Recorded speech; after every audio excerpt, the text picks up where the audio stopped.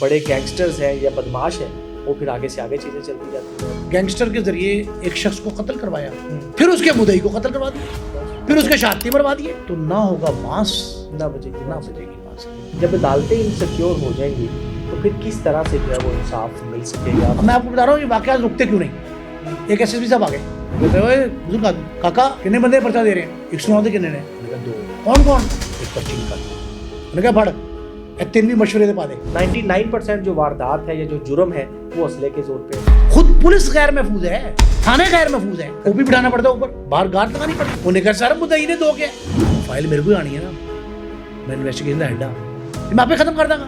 आवाम को ये अदम तहफ़्फ़ुज़ का तोहफा देते हैं, फिर अदालतों में फायरिंग रोकी नहीं जा सकती। पहली अदालत के दरवाजे पर सिक्योरिटी नाम की कोई शय नहीं। मुल्ज़िम को पेश करने मोटरसाइकिल पे जा रहे थे जी, रास्ते में मार दिया, कचहरी पहुंचते हो। यार हमने किसी बात को संजीदा लेना ही नहीं तो सेशन कोर्ट में फायरिंग क्यों होगी? वहां मोटरसाइकिल पे हम बम रख दें, असला ले जाना तो कोई बात ही छोटी सी है कि इंसाफ के तकाजों के तहत मुल्ज़िम की हथकड़ी खुलवाई जाती है कि जज के सामने हथकड़ी में नहीं लाना, हैंडकफ नहीं होना चाहिए ताकि उसके जहन में खौफ ना हो। और यहाँ हर वक्त खौफ के साए मंडला रहे हैं। आप खुसूसी फोर्स क्यों बना रहे हैं? जो पुलिस बनी हुई है थानों में, उसकी जिम्मेदारियों में शामिल नहीं है कि असला बरामद करें। तो भाई आप सरकारी शूटरों को रोकें, प्राइवेट शूटर खुद ही खत्म हो जाएंगे। आप असला डीलरों को काबू करें, नजायज असले की फरामानी खत्म हो जाएगी। तो अब मैं आपको बताऊं तो रकम बार्डर से कितना आता है। जहां से गाय भैंस जाती है ना, जो लेके ट्रक जाता है, उनमें से अक्सर ट्रक वापसी में असला लेके आता। मुझे वही पता है, पुलिस की लाइट वाली हूटर वाली गाड़ी, उसमें असला। कराची के 2 ऑपरेशन में और तीसरा नवाज शरीफ साहब का, 2 बेनजीर वो भुट्टो शहीद के और एक नवाज शरीफ का, उन तीनों में जो असला रिकवर हुआ वो कहाँ गया? वो थानों से असला कौन लेके गया? जिसने दिया था उसके आपने हाथ कलम क्यों नहीं किए, सर क्यों नहीं उसका फाड़ा? दुआओं से बचा लें तो बचा लें, पुलिस का निजाम तहफ़्फ़ुज़ किसी को बचाता नहीं है। अस्सलाम वालेकुम जी, मैं हूं हसनैन चौधरी और हमारे साथ मौजूद हैं सीनियर सहाफ़ी और तज़कियाकार नईम मुस्तफ़ा साहब। सर बहुत शुक्रिया टाइम देने का। सर आज एक बड़ा इंपॉर्टेंट इशू है, ख़ास तौर पर अदालतें। जब अदालतें इनसिक्योर हो जाएंगी तो फिर किस तरह से जो है वो इंसाफ मिल सकेगा। अब अदालतों के अंदर जो लोग इंसाफ के लिए आते हैं या जो मुल्ज़िम वहाँ पे पेश होने के लिए आते हैं, जहाँ पर ट्रायल चलता है, अगर मुद्दई को अदालत के अंदर गोली मार के कत्ल कर दिया जाए तो क्या आप समझते हैं कि उसमें इंसाफ के लिए कोई आ सकता है? तो वो तो फिर यही चाहेगा कि बाहर से ही सुलह कर ली जाए या किसी तरह भी वो जो भी सूरत हाल हो वो अपना कहे कि ठीक है जी। और इसी तरह से जी आगे जो बड़े गैंगस्टर्स हैं या बदमाश हैं वो फिर आगे से आगे चीज़ें चलती जाती हैं। और वो आज एक कत्ल जो इंसिडेंट हुआ उसमें 2 ज़ख्मी हैं, सेशन कोर्ट में फायरिंग हुई और इससे पहले भी कई ऐसे वाक़यात हो चुके हैं।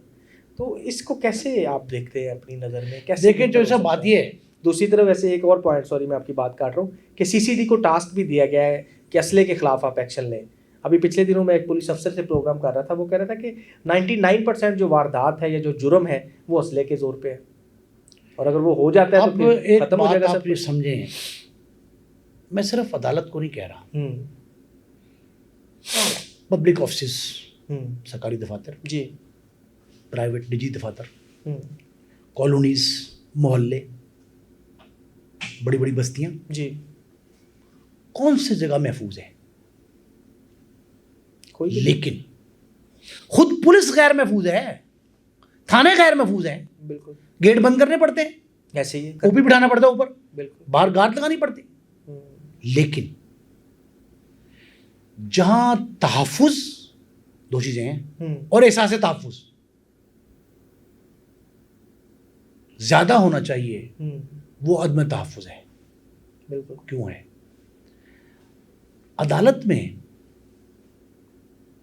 हम ये समझ कर जाते हैं कि ये बाबे इंसाफ है, दरे इंसाफ है जी, आपको आपका हक मिलना है। बिल्कुल। बड़ा आसान तरीका है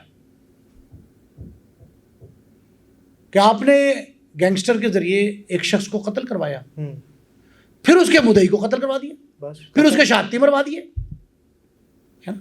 बिल्कुल। तो ना होगा बांस, ना बजेगी बांसुरी। आप कैद से भी आज़ाद, आप मुकदमे से भी आज़ाद, पुलिस थाना कचहरी की तफ्तीश से आज़ाद। आज जो सेशन कोर्ट लाहौर में फायरिंग का वाक़या हुआ, 2 अफराद ज़ख्मी हुए, लकीली जान बच गई उनकी।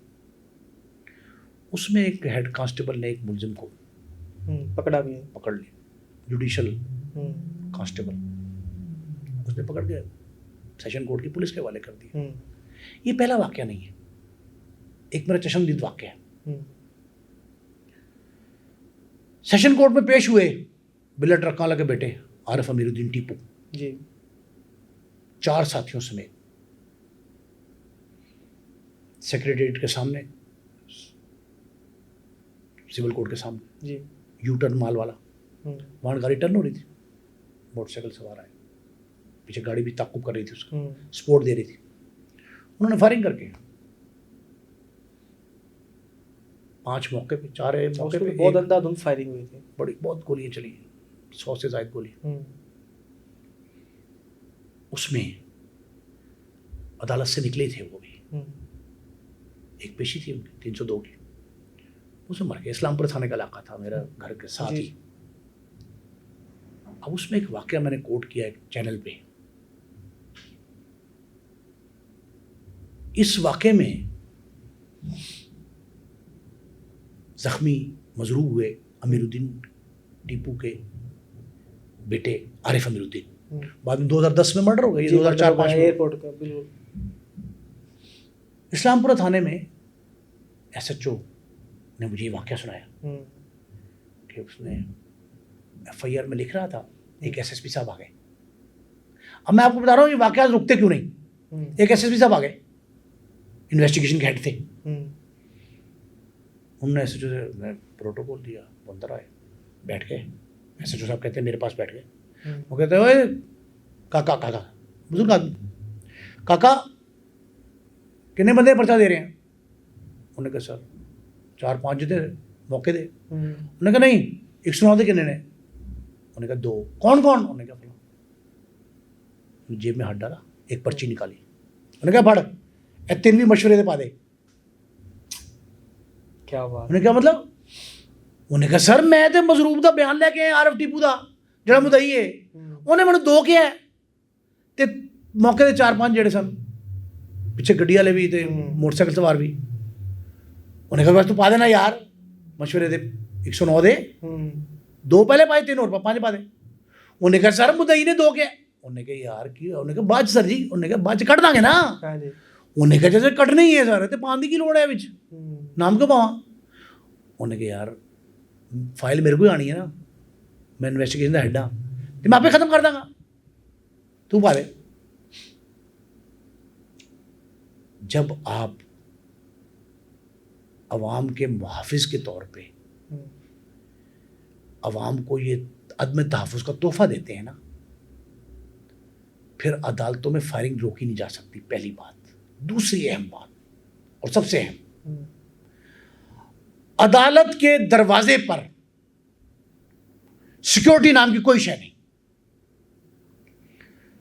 मौलाना हक नवाज जंगवी, मौलाना इसारुल कासमी, मौलाना फलां, कितने लोग शहीद हुए बम ब्लास्ट में, हैं?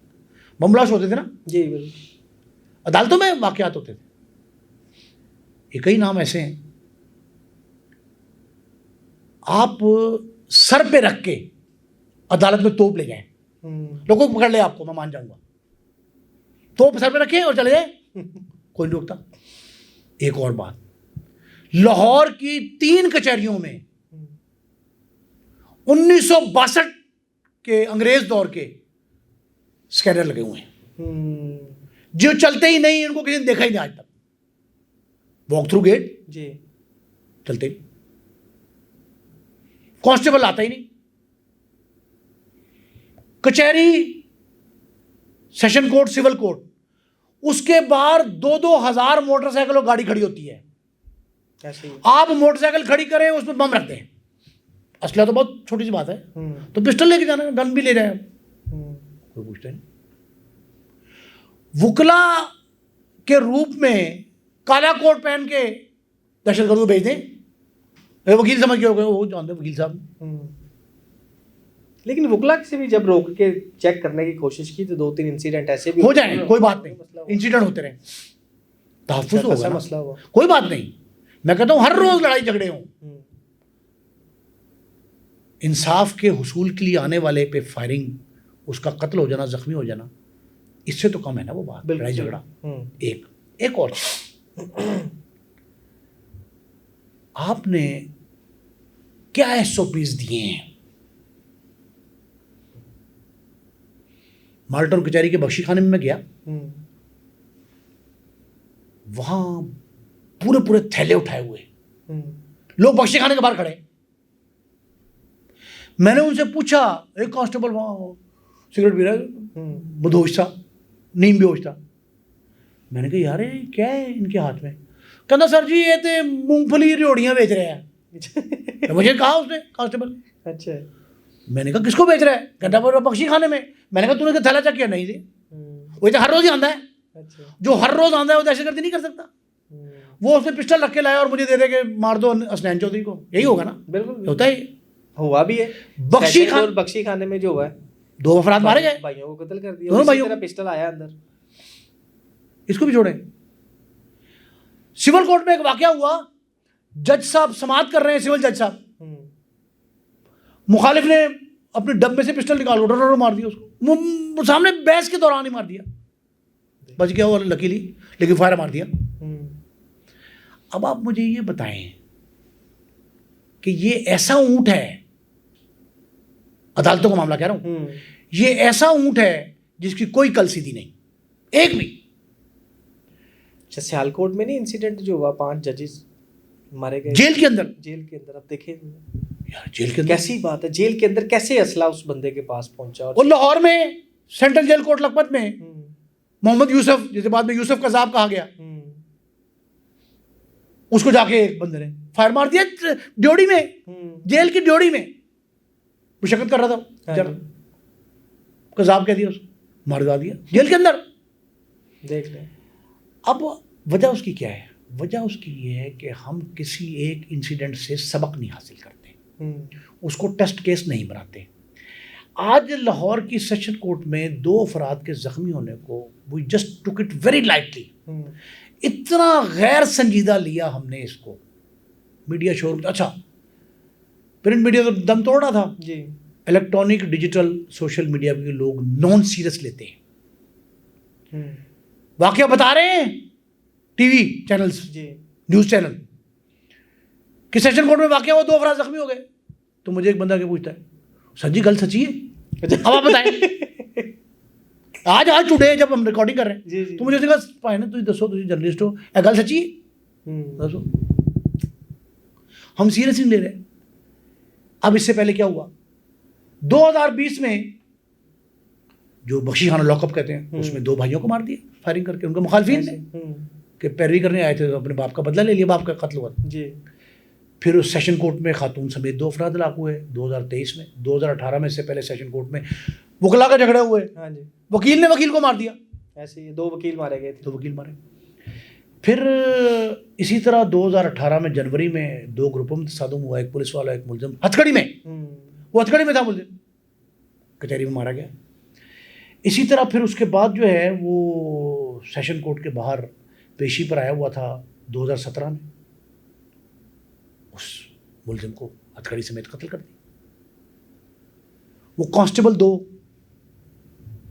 मुलजिम को पेश करने मोटरसाइकिल पे जा रहे थे जी, उनको रास्ते में मार दिया कचहरी पहुंचते हुए। अभी भी अजीब सा यार, अजीब साने हैं। एक कांस्टेबल मोटरसाइकिल चला रहा है, हाँ जी, एक पीछे बैठा है और दरम्यान में हथकड़ी लगा मुलजिम बैठा है, 3 बैठे हैं एक मोटरसाइकिल पे। वो फायरिंग होगी उसमें। अब एक अजीब बात तो, वो जो एक कांस्टेबल आगे चला रहा था, एक पीछे चला रहा था, और मोटरसाइकिल किसकी थी? उस मुलजिम की। क्या बात, जो बीच में हथकड़ी हैंडकफ, मुलजिम के मोटरसाइकिल पे सुबह बैठे। यार हमने किसी बात को संजीदा लेना ही नहीं, तो सेशन कोर्ट में फायरिंग क्यों नहीं होगी? एक मैंने आपको छोटी सी मिसाल दी है, सिविल सेक्रेटरिएट से लेके डिस्ट्रिक्ट कोर्ट तक, जिला कचहरी लाहौर की। लाहौर बड़ा शहर है ना जी, जहाँ डीसी बैठता, चीफ सेक्रेटरी बैठता है एक तरफ, कि सिविल सेक्रेटरिएट में चीफ सेक्रेटरी से सारे सेक्रेटरी, उसके साथ ही बिल्कुल सिविल सेक्रेटरी दूसरी इमारत में जी, कैबिनेट के रखी। आगे चले जाए चौक पे जिला कचहरी जी, डिप्टी कमिश्नर सारे कमिश्नर थोड़ा आगे चले गए, डिप्टी कमिश्नर डीआईजी ऑफिस सामने है ऑपोजिट साइड पे, DIG operations। डीआईजी ऑपरेशंस, उधर गवर्नमेंट कॉलेज यूनिवर्सिटी, इधर एसपी सिटी का दफ्तर, थाना लोअर माल जी। सिक्योर्ड तरीन इलाका। वहाँ इनसिक्योरिटी का आलम यह है कि हज़ारों की तादाद में बाइक्स और गाड़ियाँ मौजूद हैं, उनकी पार्किंग का कोई निज़ाम नहीं, 6 कचहरियाँ, 4 बड़े इदारे, सैकड़ों की तादाद में बड़े अफसर जिस जगह पे बैठते हैं वहाँ मोटरसाइकिल पे आप बम रख दें, असला ले जाना तो कोई बात ही छोटी सी है। किसी बंदे को ये तौफीक हुई कि उसने मोटरसाइकिल का मुआयना किया हो कभी, उसको भी छोड़े।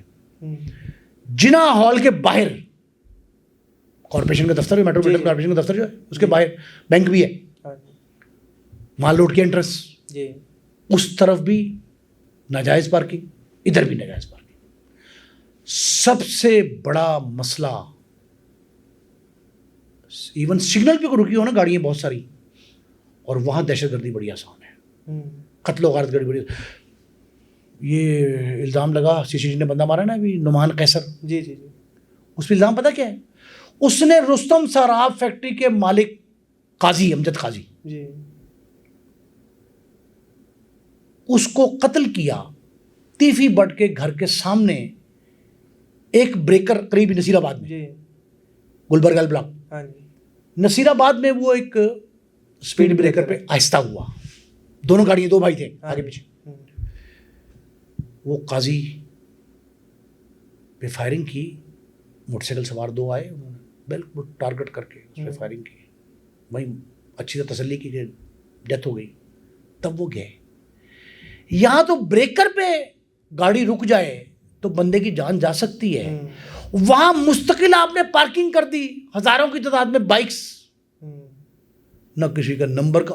अच्छा एक और, मैंने उसमें बगैर नंबर की मोटरसाइकिलें भी देखी हैं, बगैर नंबर की गाड़ियां भी देखी हैं, सरकारी नंबर प्लेट वाली गाड़ियां भी देखी हैं, सरकारी नंबर प्लेट वाली बाइक्स भी देखी। क्यों तौफीक नहीं होती हमें? बनाना चाहिए हमें पार्किंग का रास्ता, क्यों नहीं बनाते हम? क्यों ना बनाएं?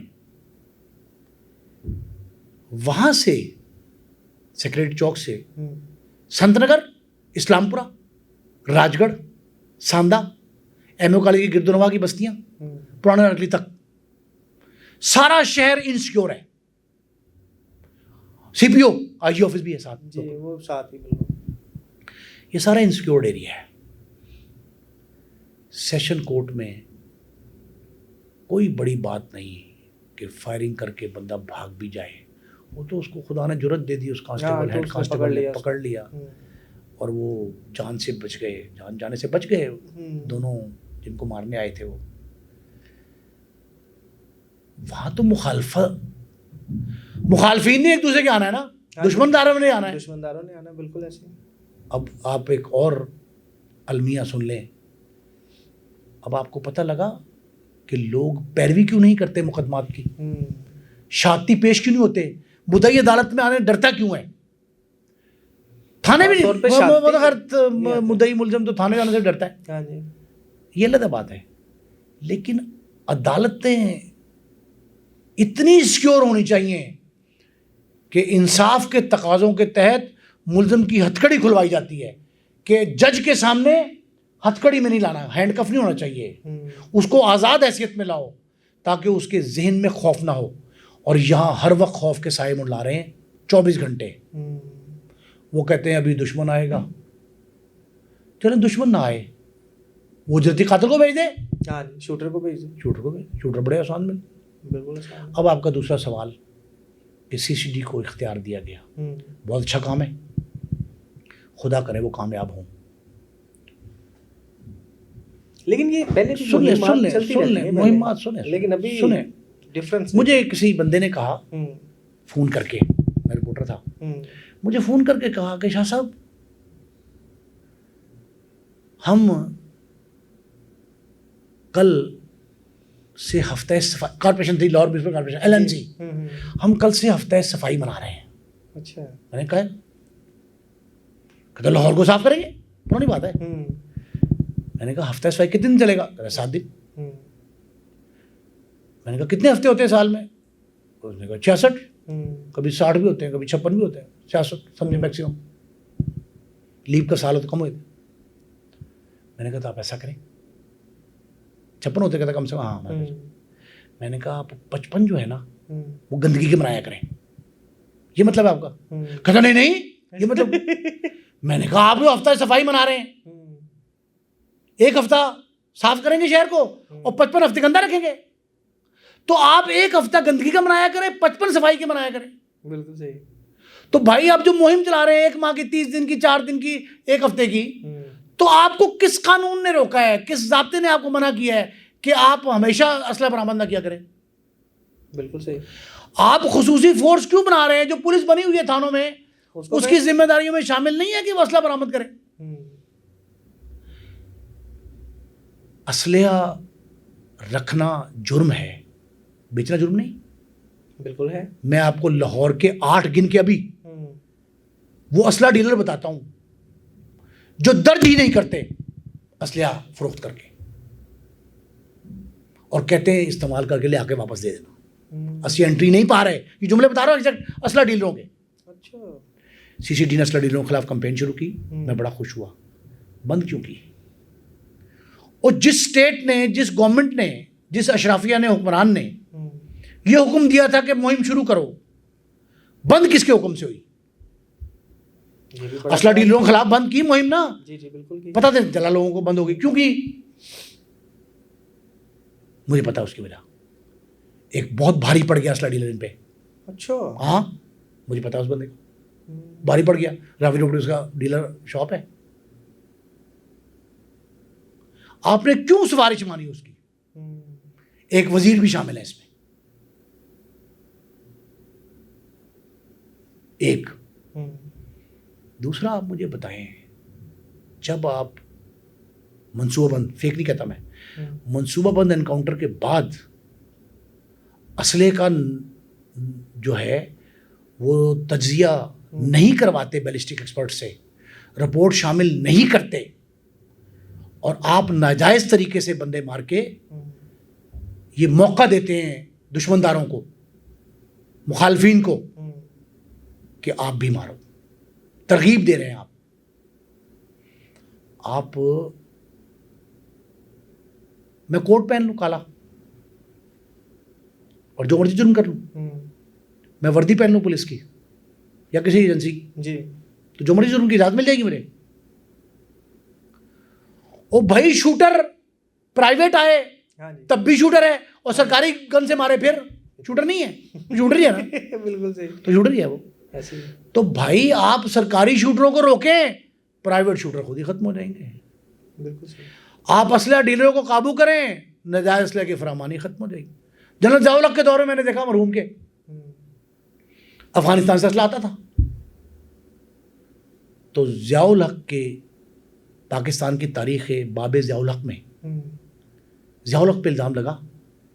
तो अब मैं आपको बताऊं तो रकम बार्डर से कितना आता है। यहां से गाय भैंस जाती है ना जो लेके ट्रक जाता है, उनमें से अक्सर ट्रक वापसी में असला लेके आते हैं। मुझे वो भी पता है पुलिस की लाइट वाली हुटर वाली गाड़ी, उसमें असला आता है, उसका रेट कुछ और है। इसका मतलब है कि फिर असला जानबूझ के मंगवाया जा रहा है, फरोख्त करवाया जा रहा है। मुझे एक लाहौर के जैसे मंशियात फरोख्त होती है। मुझे लाहौर के एक एसएसपी ने कहा कि आप बहुत ज़्यादा चौकीदारों के खिलाफ। मैंने कहा मैं बहुत हक में हूँ, मैं तो कहता हूँ चौकीदार मर रहे थे उस दौर में, बहुत चौकीदार मर जाते। कहता यार आपको पता है कि ये जो चौकीदार हैं अगर ये चाहें तो सुबह आधे शहरी लौरिये जो हैं, लौरिये कहते हैं, ये सुबह सोते उठे ना। मैंने कहा तो डंडा होता है। हाँ जी। कहता है डंडा है दीवार पे मारने के लिए, सड़क पे मारने के लिए, अपनी साइकिल पे मारने के लिए, और इनके घर में जो असला है वो बंदों को खोपड़ी उड़ाने के लिए है। मैंने कहा असला कहाँ से आता? कहता है अफगानिस्तान से। ये उस वक्त की बात बता रहा हूँ, 80s की, 90s तक चला ये। आपने इल्ज़ाम ज़ियाउल हक पे धर दिया कि रशिया और अफगानिस्तान की जंग में, रशिया और अमेरिका के स्कफल में असलहा की भरमार हुई, क्लाशनकोव मुतारिफ हुई। जी, मैं मानता हूँ कराची में किसने मुतारिफ कराई? कराची के 2 ऑपरेशन में जो असला निकला था गया कहाँ? मुझे पता है, मैं तो वैसे सवाल पूछ रहा हूँ जी जी बिल्कुल। जो इख्तदार के मनसब पे बैठे हुए हैं कि वो ये बताएं कराची के 2 ऑपरेशन में और तीसरा नवाज शरीफ साहब का, 2 बेनजीर वो भुट्टो शहीद के और एक नवाज शरीफ का, उन तीनों में जो असला रिकवर हुआ वो कहाँ गया? एक, मैं लाहौर के 4 थानों में माल खानों में गया, एंट्री उनके रजिस्टर में है मौजूद कि असला बरामद हुआ, माल खाने में नहीं है। ना वो सदर माल खाने में गया, ना तहसील माल खाने में गया। वो थानों से असला कौन लेके गया? जिसने दिया था उसके आपने हाथ कलम क्यों नहीं किए, सर क्यों नहीं उसका फाड़ा? बिल्कुल सही, कार्रवाई होती है उसके बाद। अगर असलहा की रिकवरी मुहिम करनी है तो 56 हफ्ते करें, 1 हफ्ते ना करें। सिफारिश ना माने, अक्रॉस द बोर्ड करें, अबव बोर्ड करें, तब रिजल्ट ओरिएंटेड होगा। उस पे आप नाम तब्दील करके, बैजेस बदल के, दफ्तर खुशनुमा बना के, बोर्ड नए लगा के, ये जो संगो खिश से जहां पैदा करना चाहते हैं ना, वो नहीं होते। जहान ताज़ा से ही, अफकार ताज़ा जो है ना, उससे जहान ताज़ा बनते हैं। तो आप अफगार ताज़ा लाते नहीं हैं, वही बैज लगा रहे हैं, गधे पे मैंने बताया लाद देते हैं आप किताबें, गधे पे लाद के रिज़ल्ट आपने क्या लेना है? रिज़ल्ट उसका ये निकलता है कि फिर उसी जगह पे हम खड़े होते हैं जहाँ से चले थे। अदालत के दरो दीवार महफूज बनाएं, अदालतों के अंदर जजेस के कमरे महफूज बनाएं, अदालतों के अंदर वकला के चेम्बर्स महफूज बनाएं। अदालत तब महफूज होगी जब वहाँ हर मुद्दई मुझ जैसा नाचीज़ जो है, हर मुद्दई, हर गवाह, हर मुल्जिम आज़ाद हैसियत में वहाँ जाएगा, बिला खौफ व ख़तर जाएगा और खैरियत से अपने घर पहुँचेगा। औरतें, बच्चे, बुज़ुर्ग इमाम जामिन बांध के अदालतों में भेजते हैं, इमाम जामिन बांध के भेजते हैं, मुद्दई को भी, मुल्जिम को नहीं कह रहा, गवाह को भी और मुद्दई को भी इमाम जामिन मान के भेजते हैं। सारे रात दिन जब तक वो वापस नहीं आता मुसल्ले पे बैठ के दुआएं कर रहे होते हैं। ऐसे ही आप दुआओं से बचा लें तो बचा लें, पुलिस का निज़ाम तहफ़्फ़ुज़ किसी को बचाता नहीं है। बस ये है अहम बात। थैंक यू सो मच, बहुत शुक्रिया। तो नाजरीन, इस हवाले से सीसीडी का जो ऑपरेशन होने जा रहा है और जिस तरह के ये वाक़यात सेशन कोर्ट और अदालतों में हो रहे हैं जिससे लोगों की जानें भी ज़ाया हो रही हैं, इस हवाले से आप हमें अपनी राय जो है वो कमेंट्स में ज़रूर दीजिएगा। इजाज़त दीजिए, अल्लाह हाफिज़।